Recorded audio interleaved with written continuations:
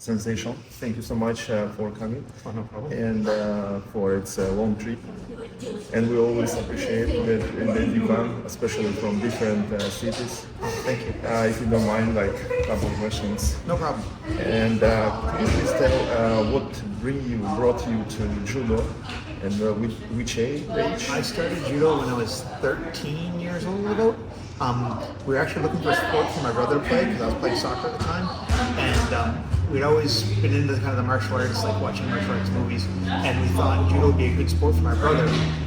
And at the same time, some of the kids in school were talking about different martial arts, and they said they thought judo would be a good one because most fights they saw, people got grabbed a hold of each other, and being able to know what to do when someone grabs a hold of you would be a good idea.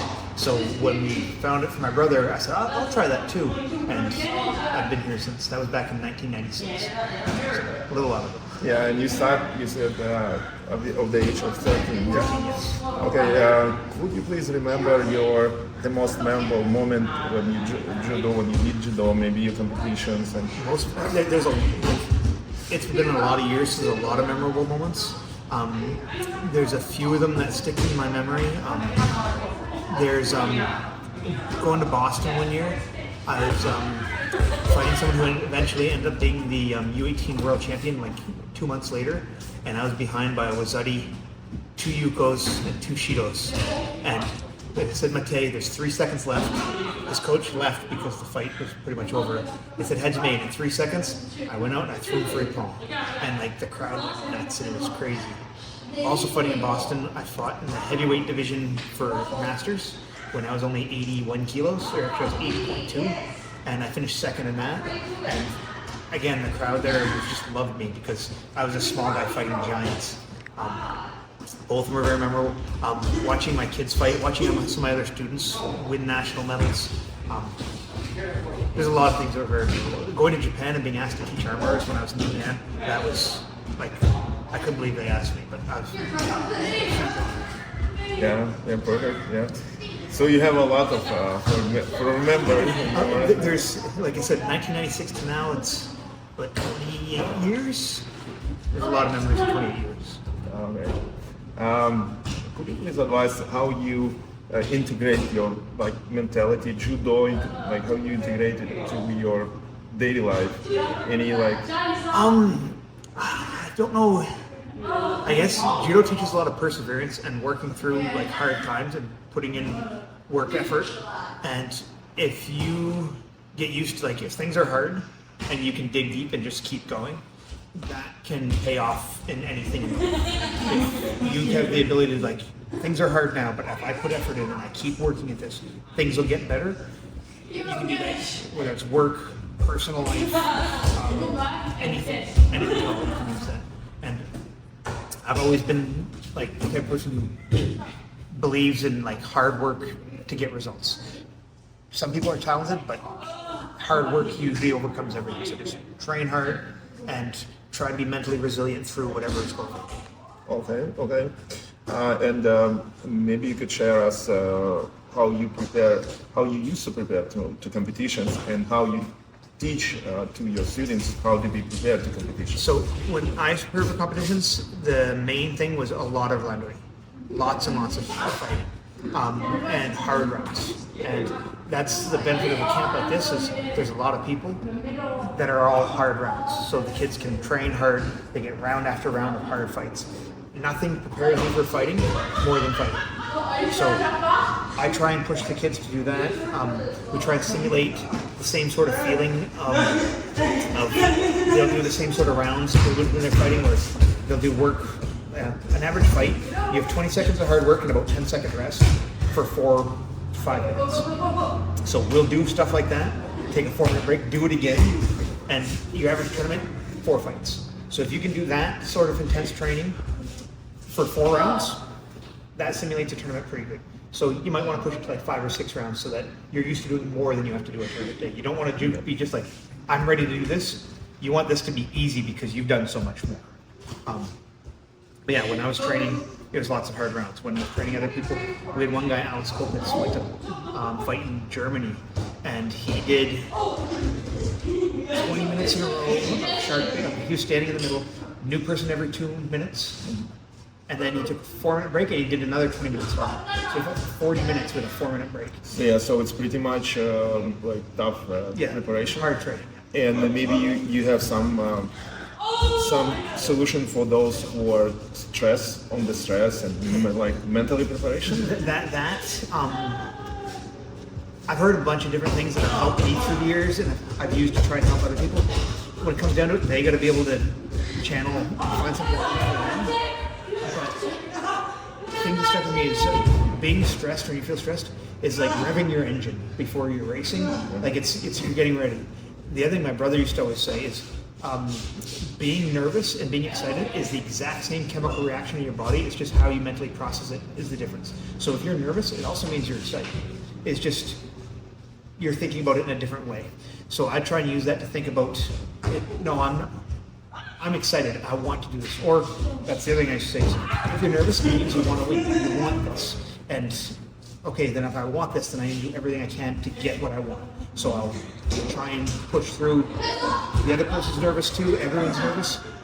And just once you start fighting, if you've done enough rounds of fighting, it all feels the same.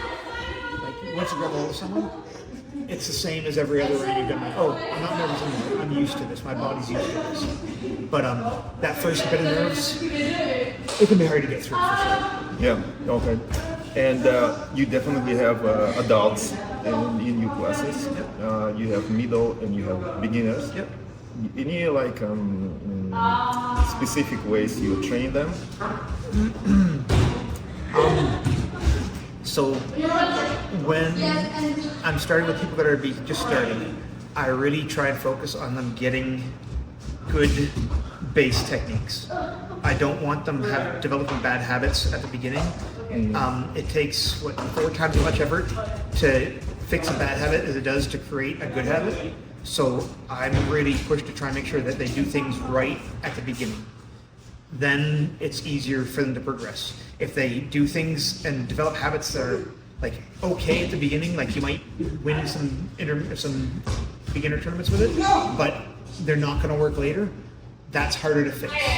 So it's better to focus on doing it right now. You might not be able to do it and win your first few fights, but if you develop the right habits when you're fighting at the higher levels, you will have the right habits and you'll be able to do well. So I really focus on doing the technique properly, building good habits, and and slowly integrating them into being able to push themselves harder than they think they can go. Like a lot of a fight is having the gas tank to fight the full fight and not get tired and not give up on yourself. So you slowly push them a little bit more. Like they think they can only go this far. No, you can go a little bit further, and push them until they do that. Then like, oh, I can go a little bit further. Next time they'll go a little bit further, and then you try and push them a little more, and eventually you'll get them so where they can just dig deep and push and push and push. Yeah. Always always everything in purpose. Yeah. Always everything to get better and better. Okay, makes sense. Yep. And in your opinion, do we have specific style in Canada right now nowadays? I'd say the National Training Center definitely has a specific style. They gravitate towards certain techniques, but Canada-wide, no. You can find people fighting all sorts of different styles. Some people like fighting in close, some people like fighting high grip, some people very traditional sleeve lapel, some people will do 2 sleeves. You can find it all over Canada. You can find it all over judo. That's the great thing about judo is like certain sports, you need to be a certain build, and this is the only technique that works. And if you can't not the build to do that technique, it doesn't work. In judo, if you're not that build, well, there's techniques for your build. So everyone has their own thing they can do, and can win doing those things. You have to find something that suits techniques that suit your body type and your personality. Both of them, and your technique, body type, and personality all have to coincide. Otherwise, it's going to be hard. Like if you're a really tall person with really long legs, it might be hard to do seoi-nage because it's hard to get under them. You're probably going to learn a little more like uchimatos, haragoshis, ostogaris, ochigaris, things that you can use your length or foot sweeps.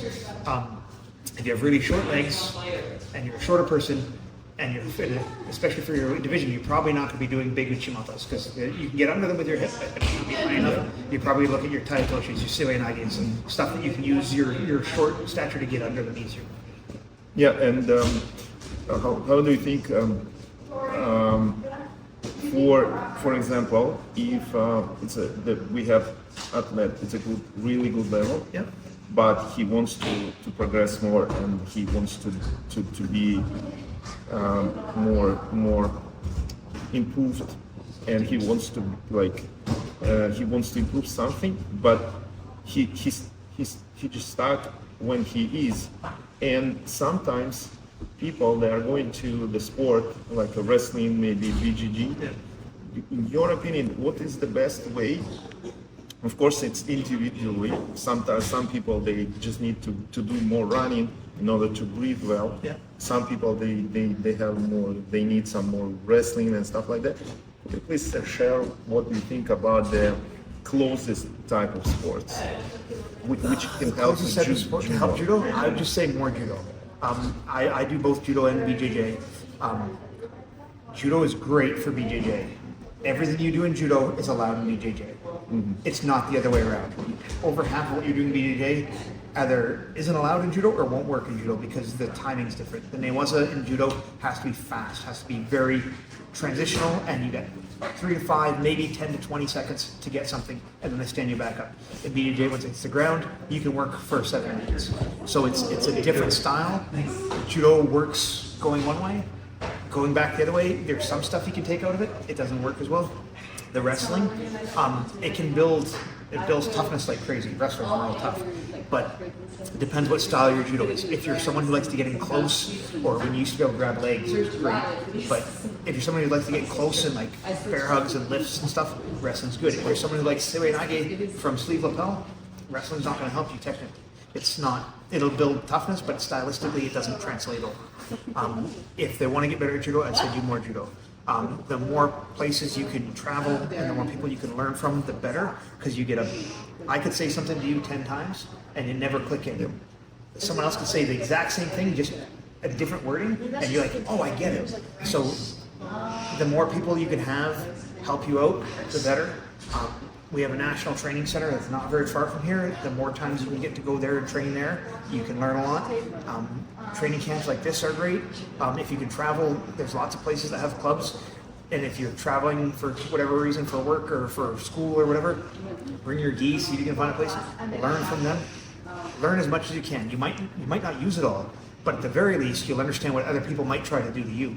Yeah. So you need a lot of technique knowledge to know what people can do. You don't need to use it all. You need to use certain stuff for attacking, but be aware of they might be trying it this way and how to counter or deal with that problem. But yeah, for sports close to judo, both wrestling, BJJ, actually probably sambo is probably closest. Mm-hmm. But I don't know if there's a sambo in this area. I don't think there is. But I'd say if you want to get better at judo, do more judo. Okay, yeah, okay. Yep, and yes, and especially the event like today we have, it's really good that we can share with each other. It's a different partner because in our club we know everyone. Yep. And it's really good. And I don't know. The more partners the more styles you get to fight against, the better it is, because you'll be prepared for different styles when you fight. Also, there can be some detriment to fighting the same person in the club over and over again, because your favorite techniques they know, and they know how to block them. So your favorite techniques don't work anymore. And then you stop training your favorite techniques because they don't work when you're doing Randori. But they really do work. It's going to work with someone who knows what you're doing, and has seen you do it 100 times. So sessions like this, when people don't necessarily know everyone's technique, you can say, oh, my technique still works. It's just that my friend who trains with me every day, every session, knows what I'm doing. So it doesn't work on him, but I can work with this person and this person. I haven't seen that before. I need to learn how to deal with that. There's sessions like this are great. The more you can do this, the better. Okay, and the last question, maybe not question, any advice that you can share with the newcomers, and maybe we have something to tell the people they are thinking to stop and stuff like that. Any advice for like maybe newcomers more? Yeah. I just say keep training. Like come in, and first of all, it's not necessarily for everybody. It's a combat sport. It can be hard. It can be rough. We're not going to get everyone to stay. There's some people that just they're meant. The way that they're wired, they don't want to fight people. They're not. That's not going to appeal to them. There's still stuff in judo for them, but they're less likely to stay. Judo is do a lot of falling. I would suggest, as much as people can, start young. It's a lot easier to learn to fall when you're younger than when you're older. When you're older, falling hurts. But when you're younger, you can learn to fall a lot easier, and then you'll be used to it by the time you're older, and it doesn't bother you anymore. Stick with it. You just come in. You might not notice progression very quickly, but progress is like, it's not just like this. It's kind of a wave that slowly trends upwards. So the downwards here might be lower than you were way back here, but the up's going to be up here. And so you're going to have bad days. You just need to learn to push through it. Actually, Sensei Malcolm pointed out something to me that helped me a lot with trying to coach kids, especially, is that the rule of thirds. 1/3 of the time, you should be your normal self. 1/3 of the time, you're going to be doing exceptionally well for yourself. And 1/3 of the time, you're going to be having a bad day. So when you're having a bad day, just remember, that's going to happen 1/3 of the time. And don't get discouraged from it, and keep training, keep working hard. Something might not be working that day. Don't get too frustrated, because it might work the next day. And that's how I really use that a lot, especially with the kids that I'm training. And when they're having a bad day and things aren't working, like, it's just rule of thirds. 1/3 of the time it's gonna be like this. Don't worry about it. Keep trying your best, and maybe tomorrow it'll click.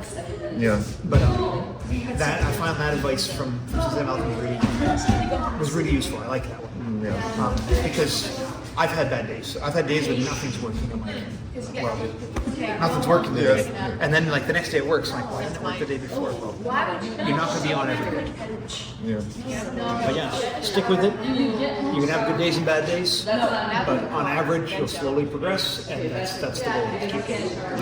And especially this event is good not only for us but senseis as well, because we can share with each other 100%. how to teach people. Yeah. Stuff like that. Okay, thank you so much.